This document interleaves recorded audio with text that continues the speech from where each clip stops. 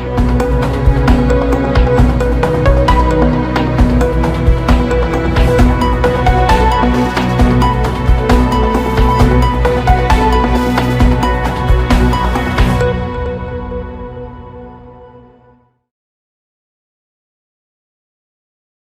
प्रज्ञा सिंह ने जो एक बयान दिया है कि घर की छुरी चाकू जो है तेज कर ले, इसको कैसे देखते हैं आप?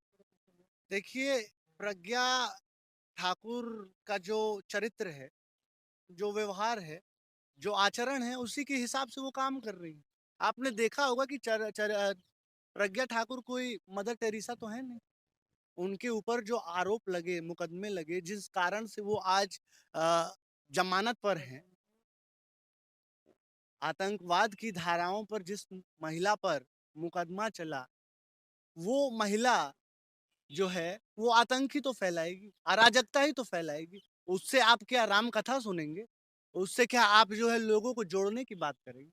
उसकी तो विचारधारा ही जिस विचारधारा से आती है, कितने शर्म और दुर्भाग्य की बात है कि एक साध्वी भगवा का वेश धारण करके भड़काऊ बयान, और न केवल भड़काऊ बयान, ऐसे बयान देती है जिससे कि इस देश में दंगे भड़क जाए, जिससे कि इस देश में हिंदू मुस्लिम एकता छिन्न भिन्न हो जाए, नष्ट हो जाए। ये इस देश के लोकतंत्र के लिए और इस देश की जो करोड़ों करोड़ सबसे बड़ी जो हम कहते हैं कि लोकतंत्र है, उसके लिए शर्म, दुख और घृणा की बात है कि ऐसे दंगाई, ऐसे नफरती लोग जो है आज सांसद हैं, हमारे आज जनप्रतिनिधि हैं। आज बताइए ना कि अपने बच्चों के लिए भी चूरी चाकू कह रही है क्या तैयार करने के लिए? इस देश में किसके लिए चूरी छा क्या क्या मुसलमान का बच्चा, मुसलमान इस देश का बच्चा नहीं है? क्या जैन का बच्चा इस देश का बच्चा नहीं है? क्या सिख का बच्चा इस देश का बच्चा नहीं है? चाकू, छुरी क्यों भाई? भारत भारत कोई रिलीजियस स्टेट है क्या? प्रज्ञा ठाकुर साध्वी आप हैं सुनिए, जी। ऐसे भगवे का अपमान प्रज्ञा कर रही हैं पहन ठाकुर के क्या? ऐसे प्रज्ञा ठाकुर जो है, यही हैं आज के कलयुग के रावण। और पूरे जिम्मेदारी के साथ कह रहा हूं कि आपने हमने रावण तो नहीं देखा, लेकिन हमने प्रज्ञा ठाकुर जैसी नफरती लोगों को देखा है। हमने हमने राक्षस तो नहीं देखा, लेकिन ऐसे नफरती आज आप बताइए ना, राम और रहीम में जो बांटे, जो गंगा जमुना तहजीब किसने चुन के भेजा? आपका ये भूल है साहब, जनता नहीं चुन रही है। जनता, लोकतंत्र मर चुका है, मृत शैया पर लेटा है इस देश का लोकतंत्र, मृत शैया पर। और आप क्या क्या बात कर रहे हैं? आज आप बताइए ना, लोकतंत्र की हत्या कल ही इन लोगों ने कर दी, जब 14 दिन रहते हुए संसद की जो लोकतंत्र का मंदिर है, 14 दिन शेष रहते हुए संसद को बंद कर दिया। किस अधिकार से? किस संविधान के क्लॉज में लिखा है कि कार्यकाल जो शीतकालीन सत्र है उसको पूरा होने से पहले बंद कर दिया जाए?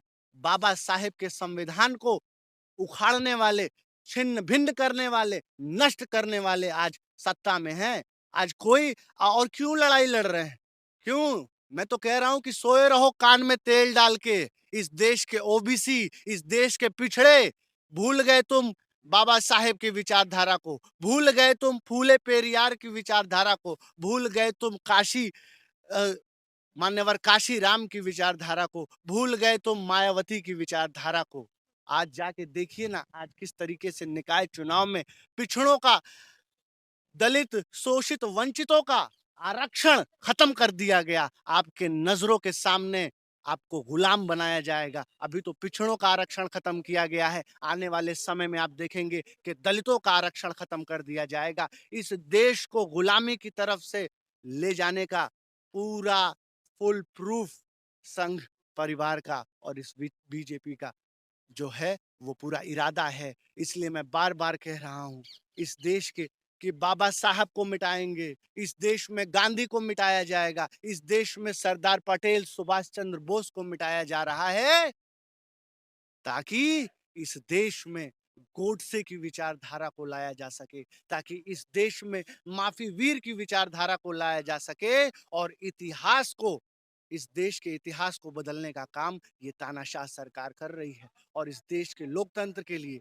सबसे खतरनाक विपक्ष यही के है। भी मेंबर ऑफ यही पार्लियामेंट हैं संसद के अंदर, उसके बाद भी इस तरह के जो आप कह रहे हैं कि पहले सत्र खत्म कर दिया गया, क्यों नहीं आवाज उठाते हैं वो लोग? देखिए, सांसद हो, विधायक हो, ये सब बिक चुके हैं। और मैं तो आपने बहुत सही सवाल पूछा। दलितों के नाम पर राजनीति करके चुन के संसद में जाने वाले, ओबीसी के आरक्षण के बूते संसद में जाने वाले आज इनको साफ सूंघ गया है। मैं तो ये पूछ रहा हूं, आज कहां हो? अरे सबसे ज्यादा मैं आपको बता रहा हूं, सबसे ज्यादा खतरनाक नकली अंबेडकराइट है इस देश में। सबसे ज्यादा खतरनाक जो कहते हैं कि दलितों का नाम लेकर के जो संसद में आज बैठे हैं, सबसे ज्यादा खतरनाक आज वही हैं, क्योंकि आज वो मरे पड़े हैं, क्योंकि आज वो चुप पड़े हैं। उन्हीं बाबा साहेब की विचारधारा को रौंद रहे हैं। आज आप देखिए ना, ये जंतर मंतर है, आज सूना पड़ा हुआ है, एक आदमी नहीं है। आज मैं जब वहां से एंट्री कर रहा था तो एक पुलिस वाला कहता है कि तुम रडार पर हो, अगला नंबर तुम्हारा है, अगला देशद्रोह का मुकदमा तुम्हारे ऊपर होगा। मैं कहना चाहता हूं, अतुल त्रिपाठी आपके बीच का लड़का है। अतुल त्रिपाठी बाबा साहेब की औलाद है। अतुल त्रिपाठी गांधी की विचारधारा से पैदा हुआ उनका बच्चा है। ये तुम्हारे बम गोलों और तुम्हारे पुलिस आर्मी से डरने वाला व्यक्ति नहीं है। हम लड़ाई लड़ेंगे और हम आशावादी लोग हैं। हम लगातार लड़ाई लड़ेंगे और इन नफरत फैलाने वाले लोगों के खिलाफ, इन साध्वी, आज आप कहिए ना, रंग पे कह रहे थे ना कि बेशरम रंग, साध्वी प्रज्ञा ठाकुर कौन सा रंग पहनती हैं? आज कोई उनका बाइकआउट करने के लिए नहीं पैदा हुआ है। कोई माइका लाल है जो प्रज्ञा ठाकुर का बाइकआउट कर दे? कोई माइका लाल पैदा हुआ है इस देश में जो जो चिन्मयानंद जो बलात्कारी है, भगवा का भेष धारण करके उसके खिलाफ? वो कह रहे हैं रैप पहना है भगवे रंग का, उस रैप से दिक्कत है, रंग से दिक्कत नहीं है। अरे साहब, इस देश की देखिए, जब लोकतंत्र मरता है किसी देश में तो सबसे पहले उसके महान विभूतियों की हत्या होती है, सबसे पहले उसके कलाकारों की हत्या होती है। आज आप बताइए ना, इस देश के पद्मश्री, इस देश के गौरव, भारत का नाम न केवल देश में विदेशों में रोशन करने वाले शाहरुख खान, ये हमारे लिए पीड़ा की बात है कि ऐसे महान विभूतियों को आज खुलेआम गद्दार कहा जा रहा है। साहब सुनिए, फ्रांस का फ्रांस का सर्वोच्च नागरिकता सम्मान सर्वोच्च नागरिकता सम्मान किसको मिला है? प्रज्ञा ठाकुर को नहीं मिला है, अमित मालवीय को नहीं मिला है, यति नरसिम्हा को नहीं मिला है, शाहरुख खान को मिला है। इस देश का गौरव है शाहरुख खान, इस देश के भारत भारती की औलाद है शाहरुख खान।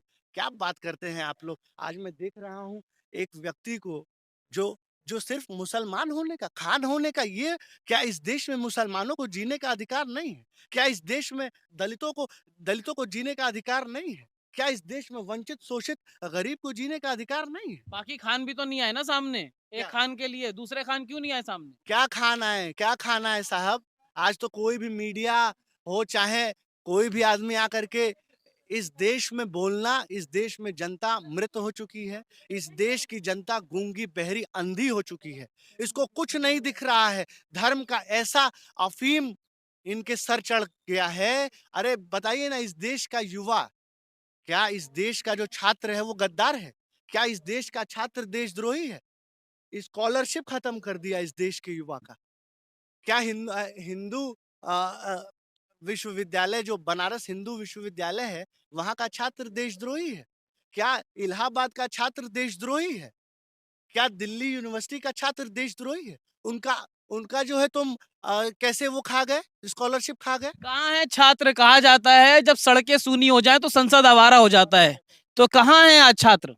मैं वही तो कह रहा हूं कि सबको जगाने की जरूरत है। आप बताइए ना, लोगों को डराया जा रहा है, मुकदमों के नाम पे डराया जा रहा है। मैं तो मुकदमे लेने, आप सुनिए, सबके पास ये साहस नहीं है। आज आप भी मीडिया के लोग हैं, आपको भी पता है कि किस किस तरीके से आपको प्रताड़ित किया जा रहा है, किस तरीके से मैं आपका दुख समझ सकता हूँ। आप क्या बहुत खुश हैं? आप बताइए, ईमानदारी से आप बताइए ना। आपके ऊपर आपकी मीडिया अभी अभी यूट्यूब के ऊपर ये लॉ लाने जा रहे हैं। सारी मीडिया जो प्रधानमंत्री का महिमा मंडन करेगी अब इस देश में वही चलेगा। आप लोगों के ऊपर भी बैन होगा, आप लोगों के ऊपर भी मुकदमे होंगे, आप लोग को भी दबाया जाएगा, कुचला जाएगा। ये तो ये तो इस भारत की मिट्टी का जो है वो आशीर्वाद है कि हर युग में क्रांतिकारी क्या हाँ ये हाँ कपड़ों से पहचानने वाले प्रधानमंत्री युगों युगों में मिलते हैं। साध्वी प्रज्ञा ठाकुर को मन से माफ न करने वाले प्रधानमंत्री युगों युगों से मिलते हैं। इस देश की पूरी संपत्ति को बेचकर खा जाने वाले प्रधानमंत्री युगों युगों में मिलते हैं। ये सौभाग्य की बात नहीं है, इस देश के दुर्भाग्य की बात है और इस देश का अभाग्य है, अभाग्य कहूंगा कि ऐसा प्रधानमंत्री इस देश को मिला है और ये देश को बीसों साल पीछे ले जाने का काम कर रहा है। आज दुनिया एआई की बात कर रही है, आर्टिफिशियल इंटेलिजेंस की बात कर रही है, मेटावर्स की बात कर रही है, आज क्रिप्टो करेंसी की बात कर रही है, ब्लॉकचेन एक मिनट सुनिए ब्लॉकचेन टेक्नोलॉजी की बात कर रही है, 7G की बात कर रही है, साइबर वॉर की बात कर रही है, सैटेलाइट्स की बात कर रही है और इस देश में देखिए साध्वी प्रज्ञा ठाकुर चाकू की बात कर रही हैं, चाकू पे धार देंगी। अरे दुर्भाग्य है इस देश का कि आज जिस देश से भाभा रिसर्च एटॉमिक सेंटर जैसा जो है इंस्टीट्यूशंस निकले, जिस देश से अब्दुल कलाम जैसे साइंटिस्ट निकले, आज उस देश से ये नफरती लोग जो है इस देश को भारत को तोड़कर और पीछे ले जा रहे हैं। कि मोदी है तो मुमकिन है और मोदी है तो देश सब है। सबका नशा उतर जाएगा साहब। महंगाई आप ही के लिए है, महंगाई अतुल त्रिपाठी के लिए ही है। क्या आप जान रहे हैं जनता मर रही है, ये गोदी ये दलाल मीडिया दिखा नहीं रही है, जनता मर नहीं, ये सच्चाई नहीं है। ये जब जब पेट्रोल पंप पे जा रही है जनता तो पेट्रोल पंप वाले से लड़ाई कर रही है। 100 रुपए का तेल आप भी भरा रहे हो, 1100 का सिलेंडर इस देश की जनता खरीद रही है। भूखमरी से इस देश की जनता मर रही है, बेरोजगारी से इस देश का किसान मर रहा है, नौजवान मर रहा है। एनसीआरबी का डाटा आया है साहब, जिस देश में हर रोज 28 किसान आत्महत्या करता हो, हर तीसरी लड़की का बलात्कार होता हो, हर चौथा युवा आर्थिक तंगी से आत्महत्या करता हो, उस देश में आप ये मत कहिए कि समस्याएं नहीं है। और आप 6 महीने और इंतजार करिए, ये जो नशा है ना ये बीजेपी का और संघ का, हम आशावादी लोग हैं। बिहार से खत्म हो गए, हिमाचल से खत्म हो गए, महाराष्ट्र में बैसाखी पर हैं। धीरे धीरे इस देश से ये तानाशाही का भगवा रंग खत्म हो रहा है और भूख के विरुद्ध भात के लिए, रात के विरुद्ध प्रात के लिए, मेहनती गरीब जात के लिए हमने ली कसम, हम लड़ेंगे। लुट रही हैं आदमी की रोटियां, बिक रही हैं आदमी की बोटियां, किंतु सेठ भर रहे हैं कोठियां। लूट का ये राज हो खत्म, क्रांति के लिए जले मशाल, क्रांति के लिए उठे कदम, क्रांति के लिए उठे कदम। मोदी जी ही आने वाले हैं। आप कितना ही विरोध करिए, कितना भी बोलिए, आएंगे तो मोदी जी। हाँ तो आएंगे अगर मोदी जी, तो इस देश की जनता भुगत रही है, भुगतेगी। अगर मैं कह रही हूँ मोदी आएंगे नहीं आएंगे। हेलो, हाँ, चैलेंज है मेरा। हाँ ये देखिए बहन है, ये खुद ही कह रहे बिल्कुल हैं, चैलेंज है, मोदी बड़े नहीं बुजुर्ग हैं। आएंगे। देखिए मोदी आएंगे ये आप लोग फैला रहे हैं। मोदी अगर किस मोदी नहीं तरीके आए से तो चुनाव फिर आप लोग क्या कीजिएगा? अमित शाह भी कहते हैं ना 50 साल के लिए चुनाव जो हाँ? है 50 साल तक के लिए। देखिए इनकी बपौती नहीं है इस देश ने, और जिंदा कौमें 5 साल तक इंतजार नहीं करती हैं। अभी आप देख रहे हैं, ये जो खामोशी आप देख रहे हैं, ये तूफान आने से पहले की खामोशी है। हम ये नहीं कह सकते हैं ये वीरों की धरती रही है। और हम जैसे आप जैसे क्रांतिकारी अभी सड़कों पर हैं, तो निराश ना होइए।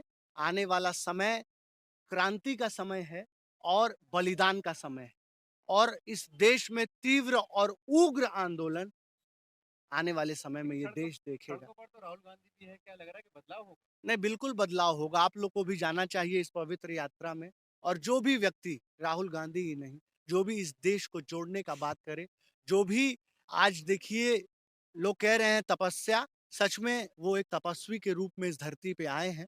और मैं इसलिए इस बात को कह रहा हूँ क्योंकि आज जब सब कुछ खत्म हो गया है, जब इस पत्रकारिता खत्म हो चुकी है, जब देश के इंस्टीट्यूशंस खत्म हो चुके हैं, जब इस देश पर लगातार संविधान पर कुठाराघात हो रहा है, तब एक व्यक्ति निकला है और कश्मीर से कन्याकुमारी को अगर जोड़ने की बात कर रहा है, तो राजनीति से इतर उस व्यक्ति की बात सुननी चाहिए, उसको मौका देना चाहिए, क्योंकि राजनीति जो है वो सबकी होनी चाहिए, वो लोकतांत्रिक होनी चाहिए और वो समय-समय पर बदलनी चाहिए, क्योंकि अगर समय पर नहीं बदलेगी तो ऐसे ही तानाशाह पैदा होंगे और इस देश की जनता गुलामी और भुखमरी से मरेगी।